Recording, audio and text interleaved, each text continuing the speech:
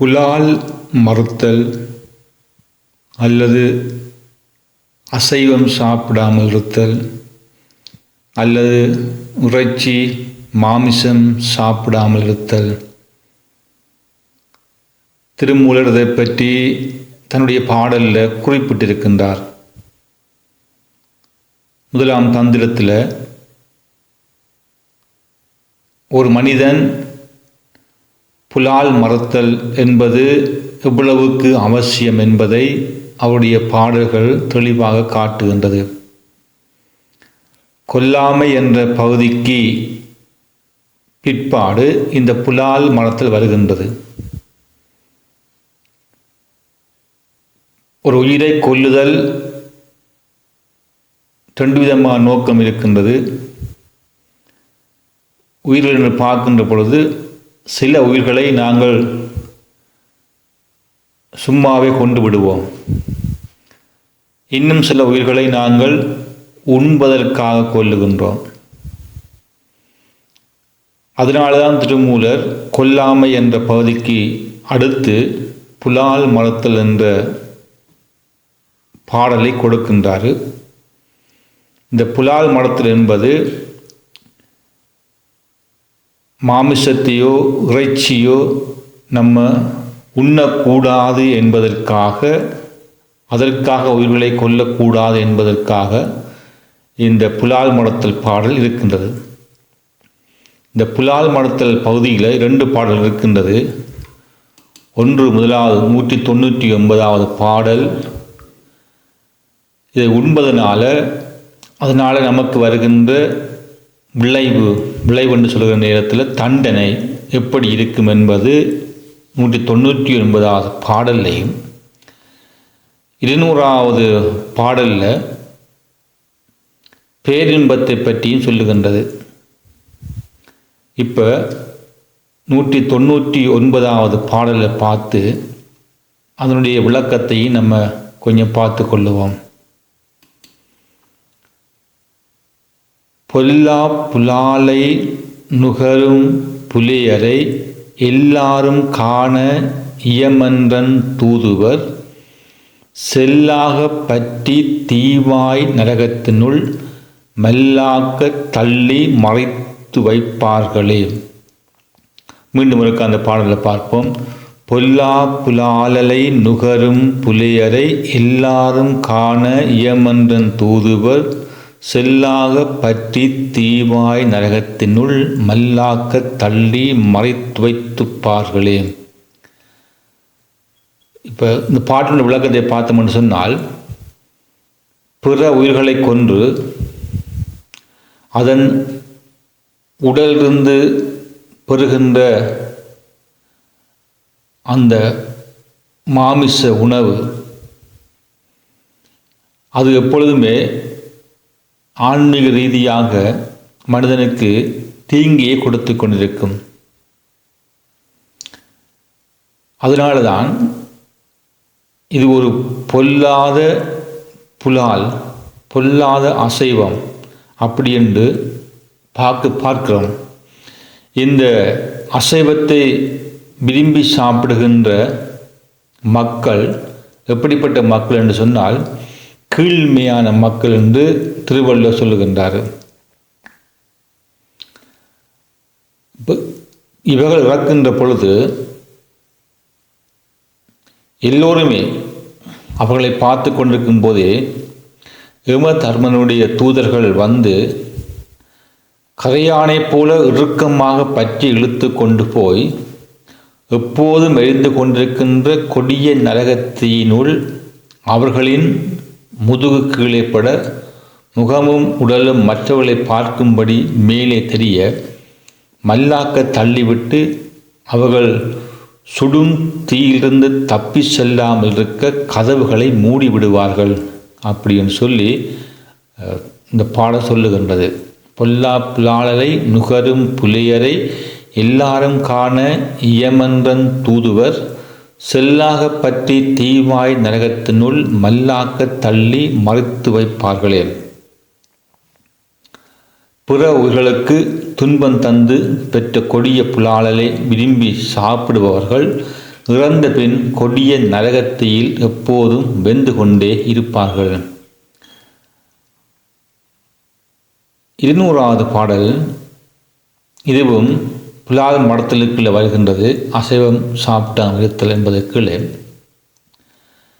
பாட்டை பார்த்தோம்னு சொன்னால், கொலையே களவுகள் காமம் பொய்கூறல் மலைவான பாதகம யாமாம் அவை நீக்கி தலையான் சிவனடி சாத்தின் பஞ்சாந்தோர்க்கு கிளையாம் இவஞானத்த திருத்தலே. மீண்டும் ஒரு அந்த பாடலை பார்ப்போம்.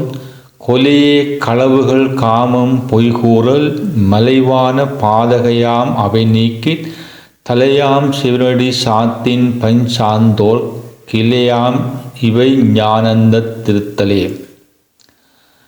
இந்த பாடல் விளக்கத்தை பார்த்தோம்னு சொன்னால், பிற உயிர்களை கொல்லுதல், பிறரின் பொருட்களை திருடுதல், புத்தியை மயக்கும் கள்ளை குடித்தல், பெண்களின் மேல் காம வயப்படுதல், பொய் பேசுதல் ஆகிய இந்த 5 உயிர்கள் செய்யக்கூடிய பாவங்களிலேயே இவைகள் எல்லாமே மிகப்பெரிய பாவமாகும். இந்த புலால் உண்ணுதல், இந்த பாவங்களை செய்யாமல் இறைவனது திருவடிகளை தனது சிந்தனையிலே வைத்து இறைவனை பற்றிய எண்ணங்களிலே சிலைத்திருப்பவர்களுக்கு பேரறிவு ஞானத்தினால் விளங்கும் பேரின்பமும் எப்போதும் வந்து கிடைக்கும். பிற உயிர்களை கொல்லுதல் முதலாவது விடயம். 2வது பிறரின் பொருட்களை திருடுதல். 3வது புத்தியை மயக்கின்ற கள்ளை குடிக்குதல் அல்லது மதுவை அருந்துதல். 4வது பெண்களின் மேல் காம வயப்படுதல். 5வது பொய் பேசுதல்.